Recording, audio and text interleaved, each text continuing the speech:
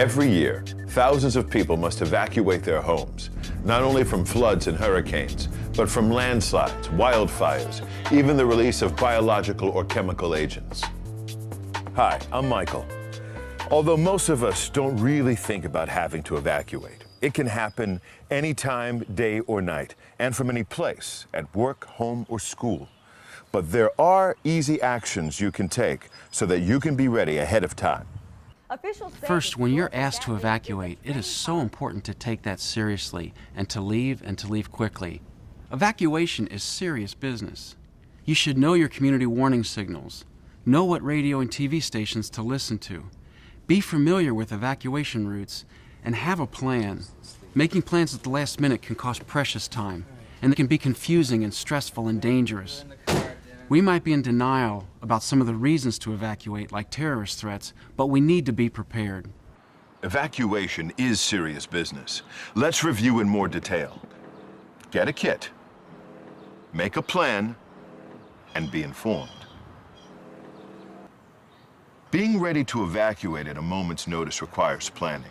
Your disaster plan should include information about where to meet family members if you are separated, how to contact family members, and how to obtain emergency information and news. You should also have an out-of-town contact person to communicate with in case local calls can't get through. If an evacuation is ordered, you'll need information about school and workplace procedures, transportation needs, and the best routes to get out of town and to your destination. And part of being prepared is keeping your car filled with at least half a tank of gas. During emergency evacuation, gas stations, if open, have long lines and may run out of fuel to sell, so keep it gassed up. If you know you have to leave, don't wait until the storm arrives. And if you don't have a car, make plans with a neighbor or local assistance group to help you evacuate in a timely fashion. It's also very important to know where you will go when you evacuate. If possible, plan to stay out of town with a friend or relative. A hotel is another option. Have a list of phone numbers in your plan so you can call ahead for reservations. The Red Cross and other groups do open shelters when there is a need to evacuate. Locations will be announced. And don't forget to include plans and supplies for your pets. If you plan to evacuate to a hotel, make sure they allow pets, and note this on your list of reservations. And be neighborly. Ask any senior citizens and people with disabilities if they need any assistance with their emergency and disaster planning. Okay. Make or get a kit. The first action you need to take is to prepare a disaster supplies kit. Decide what essential items you'll need and pack them ahead of time in a portable disaster supplies kit. You may have many of these items at home already, as some retail stores carry kits, or check with your local American Red Cross chapter to buy a kit. You can also visit www.redcross.org for a list of suggested kit items or to buy a pre-assembled kit online.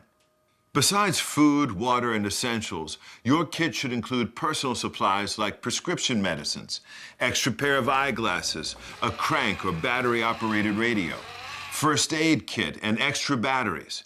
Take important papers such as insurance policies, deeds, Social Security cards, and medical records. Pack an extra change of clothes as well as some bedding. Bring some comfort and security items, as well as card games, books, and other entertainment. To make it really easy, keep a basic supplies kit in your car. Just check expiration dates on food, water, and batteries. If there is time before an official evacuation, secure your home. Anytime severe weather threatens, look for and secure potential hazards like loose tree limbs, loose trash cans, or lawn furniture. Board up windows. If major flooding is expected, sandbag your home and move items off the floor or to an upper level of your home. Know how and when to turn off your electricity at the main fuse and your water at the main valve. Only turn off the gas if told to do so. It could be a long wait for the required professional to turn it back on. When it's time to evacuate, just grab your supply kit and go. But where are you going to go? If possible, head towards family or friends, homes that are safe or not in the evacuation area. Call them ahead of time to tell them you're coming. You can also go to community public shelters, which will be announced. If you're driving, listen to the radio for shelter information, as well as for other important announcements. We do have evacuation routes planned so that we can meet with our family. We have a couple of hotels, the phone numbers are listed and directions to get there. Follow the evacuation route specified by local officials. Taking shortcuts may lead to roads that are impassable. Driving through moving water is dangerous. If water blocks a roadway, turn around. When returning home after an evacuation, take precautions. Check for damages, gas leaks, and electrical problems. Make sure the drinking water is safe by listening to local authorities. Throw out any contaminated food due to fire, flooding, or chemical exposure. Evacuations happen hundreds of times a year and in every state, so you really need to be prepared. Get your family involved and get ready. Put an evacuation plan in place and practice that plan to make sure it works. When told to evacuate, grab your disaster supplies kit and go. Take your pets with you. Lock and secure your home.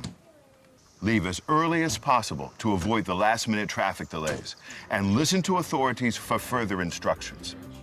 By following these steps and tips, you are planning for your safety during an evacuation. Are you and your family ready? If so, great. If not, now is the time to start planning.